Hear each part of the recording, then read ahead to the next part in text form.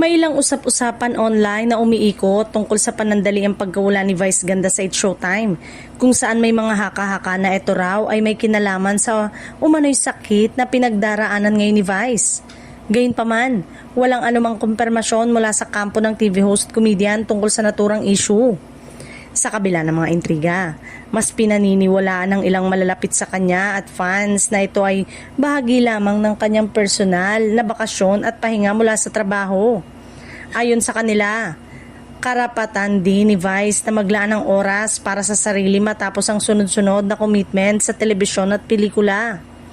Makikita rin sa mga lumabas na larawan at video sa social media na tila maayos at masigla ang kalagayan ni Vice Ganda.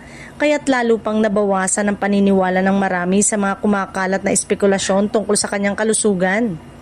Hindi rin bago sa ilang personalidad sa showbiz ang pagkakaroon ng intriga tuwing sila ay pansamantalang nawawala sa mga programa, lalo na kung wala agad ang opisyal na paliwanag sa simula.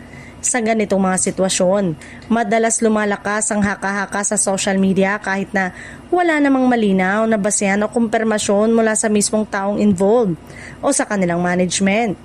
Sa ngayon, nananatiling tahimik si Vice Ganda sa mga usapin habang patuloy na ipinapakita ng mga taga-suporta ang kanilang pag-alala at suporta sa kanya. Umaasa na agad siyang makikita muli sa It's Showtime.